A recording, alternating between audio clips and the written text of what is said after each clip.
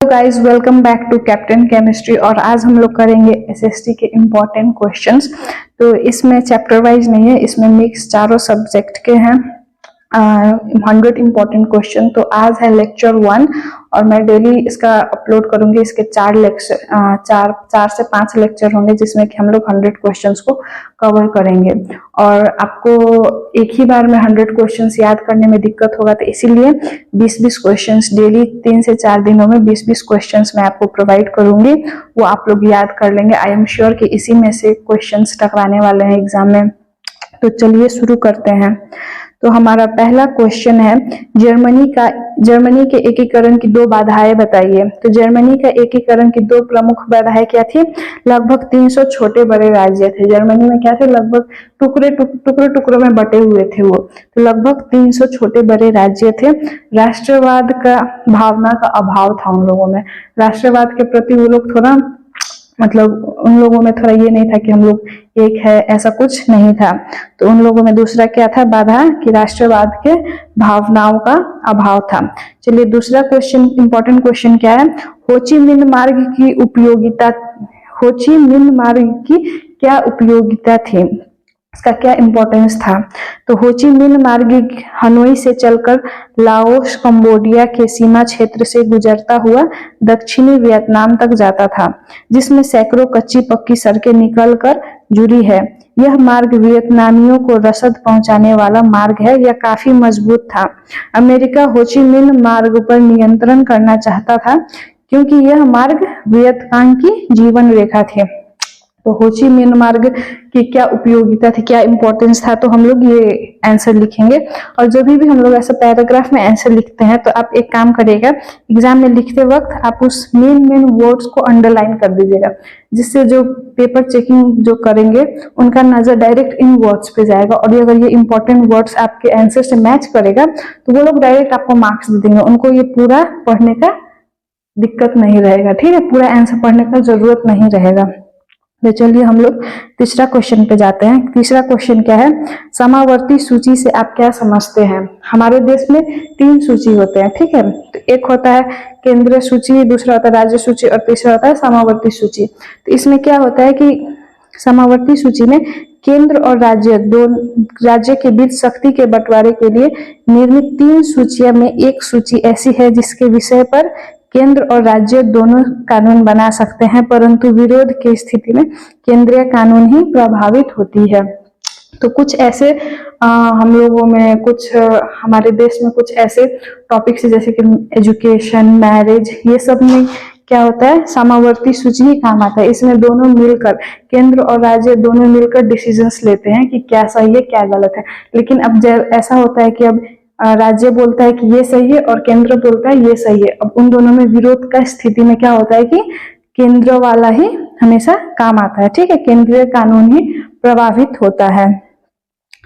चौथा क्वेश्चन है, राष्ट्रीय राजनीतिक दल किसे कहते हैं? तो किसी राजनीतिक दल को राष्ट्रीय राजनीतिक दल की मान्यता प्राप्त करने के लिए किसी भी दलों से लोकसभा या विधानसभा के चुनावों से 4 या 4 से अधिक डाले गए कुल वैध मतों की 6% प्राप्त करने के साथ साथ लोकसभा की कम से कम 2% यानी 11 सीट प्राप्त होनी चाहिए, तभी उसे राष्ट्रीय राजनीतिक की मान्यता प्रदान की जाती है। तो आप ऐसा आंसर लिखेंगे, राष्ट्रीय राजनीतिक दल किसे कहते हैं। ये एक इंपॉर्टेंट क्वेश्चन है। नेक्स्ट क्वेश्चन है, प्रतिभूति बाजार से आप क्या समझते हैं? वह बाजार जिसमें प्रतिभूतियां जारी की जाती है, निवेशकों द्वारा खरीदी जाती है और बाद में निवेशकों के बीच हस्तांतरित की जाती है, उसे प्रतिभूति बाजार कहते हैं। ये सब क्वेश्चन का आंसर एकदम ही सिंपल सरल लैंग्वेज में, इसीलिए मैं आपको ज्यादा इसके बारे में कुछ समझा नहीं रही हूँ, डायरेक्ट रीडिंग करके आपको बता दे रही हूँ, ठीक है? इसमें कुछ भी ऐसा कोई वर्ड नहीं है जो आपको समझ में ना आए। क्या है प्रतिभूति बाजार से आप क्या समझते हैं? यह वह बाजार है जिसमें प्रतिभूतियां जारी की जाती है, निवेशकों द्वारा खरीदी जाती है, जो इन्वेस्टर होते हैं उसके द्वारा ये खरीदा जाता है, बाद में निवेशकों के बीच हस्तांतरित की जाती है, उसे प्रतिभूति बाजार कहते हैं। अब होता है शुष्क कृषि को परिभाषित करें। तो ये क्या होता है, जहाँ पे पानी की कमी होती है, इसको इंग्लिश में ड्राई फार्मिंग भी बोलते हैं। तो ये क्या होता है, जहाँ पे 75 सेंटीमीटर से कम वर्षा वाले क्षेत्र में कुछ चुनी हुई फसलें ही उगाई जाती है, जो सिंचाई के बिना, कम पानी में सिंचाई के बिना की जाने वाली कृषि का एक तरीका है। यह फसलें शुष्कता को सहन करने में सक्षम होती है, जैसे कि क्या क्या है, रागी, ज्वार, बाजरा, मूंग, चना इत्यादि। ये लोग कम पानी में भी हो सकते हैं, सिंचाई के बिना किया जा सकता है। इसको क्या कहते हैं, शुष्क कृषि। ठीक है, नेक्स्ट क्वेश्चन है, आधारभूत उद्योग से क्या अभिप्राय है? जिन उद्योग, उद्योग मतलब बिजनेस, इंडस्ट्रीज, जिन उद्योगों को उत्पादन या कच्चे माल पर दूसरे उद्योग पर निर्भर होना पड़ता है, ठीक है, उन्हें आधारभूत, दूसरा पे डिपेंडेंट रहना पड़ता है, उन्हें आधारभूत उद्योग कहते हैं। 8वां इंपॉर्टेंट क्वेश्चन क्या है, बाढ़ के कारण का उल्लेख कीजिए। ठीक है, ये कारण है, बाढ़ के कारण का उल्लेख कीजिए। बाढ़ आने के निम्नलिखित कारण है, नदी में जल ग्रहण क्षेत्र में अत्यधिक वर्षा, नदी की तली में गाद जमा होना, नदी में अत्यधिक जल की वृद्धि, बर्फ पिघलने के कारण वनों का विनाश तथा उससे उत्पन्न प्रतिक्रियाएं। ये 5 पॉइंट है। इसको आप लोग, कोई भी आंसर को आप लोग ऐसे पॉइंट वाइज में लिखेंगे तो ये आपके लिए ज्यादा अच्छा होगा। ठीक है, नेक्स्ट क्वेश्चन है, क्वेश्चन नंबर 9, सर्वहारा वर्ग किसे कहते हैं? सर्वहारा वर्ग समाज का वैसा वर्ग है जिसमें किसान, मजदूर एवं आम लोग शामिल होते हैं। कौन शामिल होते हैं? मजदूर एवं आम लोग। क्या है? मजदूर एवं आम लोग शामिल होते हैं। मार्क्स के अनुसार सर्वहारा वर्ग मजदूर तथा श्रमिकों का वर्ग था जो सुविधा विहीन, इन लोगों को कोई भी सुविधा नहीं मिलता है, सुविधा विहीन वर्ग था जिसे कोई अधिकार प्राप्त नहीं था। यह पूंजीपतियों मतलब अमीर लोगों के द्वारा शोषित तथा अपेक्षित था। ठीक है, सर्वहारा क्या था कि ये लोग कौन कौन से लोग थे? मजदूर एवं आम लोग थे। इन लोगों को कोई भी अधिकार प्राप्त नहीं होता था, ये लोग पूंजीपतियों द्वारा शोषित थे। सर्वहारा। क्वेश्चन नंबर 10 है, जिनेवा समझौता कब और किसके बीच हुआ था? तो जिनेवा समझौता जुलाई 1954 में स्विट्जरलैंड में हुआ था। यह एक समझौता फ्रांस और वियतनाम के बीच, फ्रांस और वियतनाम के बीच हुआ था। ठीक है, जिनेवा समझौता। नेक्स्ट क्वेश्चन है, रंग भेद क्या है? रंग भेद का मतलब है किसी व्यक्ति के रंग के आधार पर उससे भेदभाव करना। दक्षिण अफ्रीका में रंग भेद को अपार्थाइड कहा जाता था। यह एक कानूनी प्रणाली थी जिसके तहत दक्षिण अफ्रीका के गैर श्वेत मतलब जो सांवले थे, उनको अलग रखा जाता था। ठीक है, रंग भेद। नेक्स्ट क्वेश्चन है, क्वेश्चन नंबर 12, सामाजिक विभाजन से आप क्या समझते हैं? जाति, धर्म, रंग, क्षेत्र। क्या है? सामाजिक विभाजन से आप क्या समझते हैं? जाति, धर्म, रंग, क्षेत्र आदि के आधार पर समाज में विभिन्न वर्गों द्वारा परस्पर गलत व्यवहार करना व उनके आपसी संघर्ष को सामाजिक विभाजन कहते हैं। नेक्स्ट क्वेश्चन है 13 नंबर, सकल घरेलू उत्पाद से क्या समझते हैं? ये क्या होता है? इसको इंग्लिश में क्या कहते हैं? Gross domestic product. सकल घरेलू उत्पाद किसी देश या क्षेत्र में एक निश्चित अवधि में उत्पादित सभी वस्तुओं और सेवाओं के कुल मौद्रिक मूल्य को कहते हैं। क्या है? सकल घरेलू उत्पाद किसी देश या क्षेत्र में एक निश्चित अवधि में उत्पादित सभी वस्तुओं और सेवाओं के कुल मौद्रिक मूल्य को कहते हैं। इसका आंसर आप लोग अपना से बना के नहीं लिख सकते, इसका आंसर आप ऐसे ही लिखेंगे तो आपको मार्क्स मिलेगा, क्योंकि एक डेफिनेशन है। ठीक है, एक क्या बोलते हैं, एक टर्म है सकल घरेलू उत्पाद, तो इसका इसमें आप लोग कुछ इधर उधर नहीं कर सकते, इसको आप लोग ऐसे ही लिखेंगे तो आपको इसमें फुल मार्क्स मिलेगा। नेक्स्ट क्वेश्चन है 14 नंबर, मिश्रित अर्थव्यवस्था क्या है? मिश्रित अर्थव्यवस्था, इसको क्या बोलते हैं? Mixed economy. ये क्या है? मिश्रित अर्थव्यवस्था। पूंजीवाद, क्या है? पूंजीवाद एवं समाजवाद, इन दोनों अर्थव्यवस्था के बीच का मार्ग है। इस प्रकार की अर्थव्यवस्था निजी उद्यम तथा सरकार दोनों के द्वारा संचालित होती है। इसे अंतर्गत अर्थव्यवस्था के कुछ महत्वपूर्ण क्षेत्र सरकार के अधीन होते हैं तथा शेष निजी उद्यम के हाथ में दिए जाते हैं। भारतीय अर्थव्यवस्था मिश्रित अर्थव्यवस्था का उदाहरण है। क्या है? हमारा देश भारत भी क्या है? मिश्रित अर्थव्यवस्था है। जैसे कि यहाँ पे क्या है? यहाँ पे हर चीज बिजनेस, जैसे कि बिजनेसमैन लोग हैंडल नहीं करते, यहाँ पे सरकार और बिजनेसमैन दोनों, हर चीज प्राइवेट भी होता है और गवर्नमेंट भी होता है।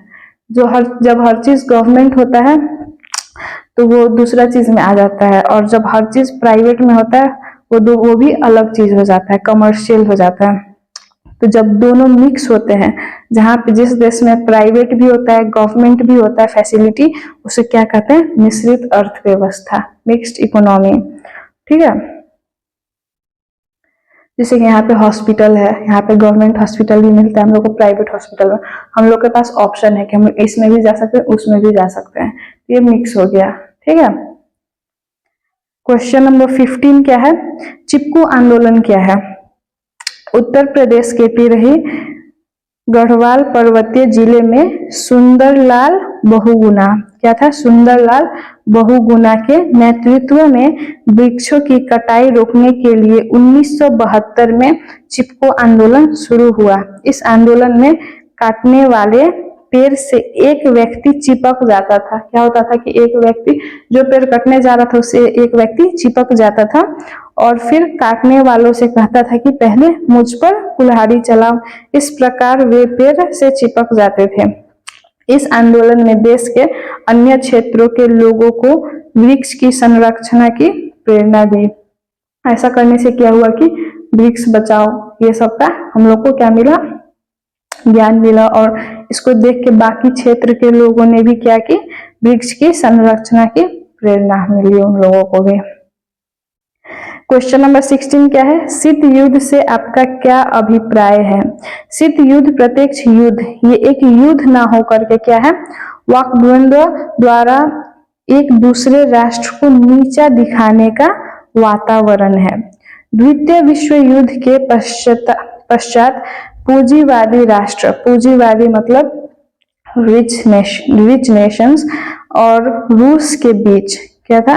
पूंजीवादी राष्ट्र और रूस के बीच इसी प्रकार के शीत युद्ध चल रहा था। हमारा अगला क्वेश्चन है question number 17, Gandhi Irwin pact अथवा दिल्ली समझौता क्या था? 5 मार्च 1931 को लंदन द्वितीय गोलमेज सम्मेलन, क्या था? गोलमेज राउंड टेबल कॉन्फ्रेंस के पूर्व महात्मा गांधी और क्या था? महात्मा गांधी और उस समय का क्या था? तत्कालीन वाइसरॉय लॉर्ड इरविन के बीच एक राजनीतिक समझौता हुआ। इसी समझौता को क्या कहते हैं? गांधी इरविन पैक्ट कहते हैं। ठीक है, हमारा नेक्स्ट क्वेश्चन है क्वेश्चन नंबर 18, भारत में सत्ता के साझेदारी से आप क्या समझते हैं?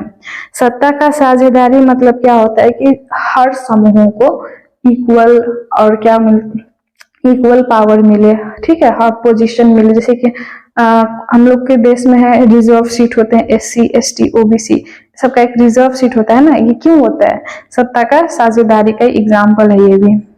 जैसे कि यहाँ पे देखिए, भारत में सत्ता के साझेदारी का मतलब है कि देश के शासन में समाज के सभी प्रमुख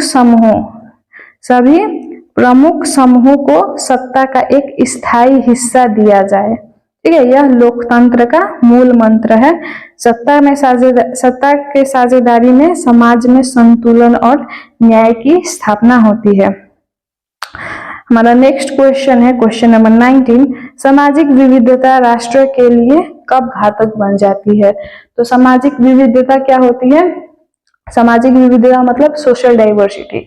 सोशल डाइवर्सिटी मतलब हम लोग अलग धर्म के हैं, अलग रिलीजन के हैं, हम लोग का क्या है? कल्चर अलग है। यही सब चीज कब देश के लिए घातक बन जाती है? तो यहाँ पे बताया गया सामाजिक विविधता किसी राष्ट्र के लिए तब घातक बन जाती है जब लोग धर्म, रंग, राष्ट्रीयता, जाति के आधार पर भेदभाव करने लग जाते हैं।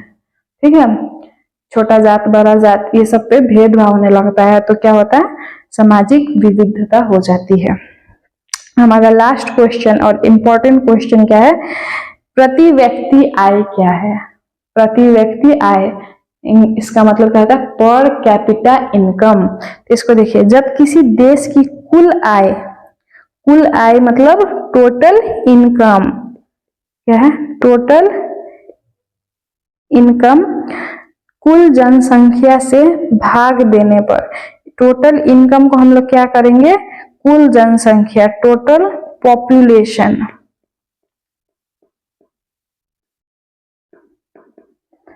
टोटल पॉपुलेशन से भाग देते हैं तो इसका परिणाम क्या आता है, प्रति व्यक्ति आय। एक इंसान का हम लोग को आय मालूम चलता है, एक इंसान का इनकम मालूम चल रहा है कि वो कितना कमाता है।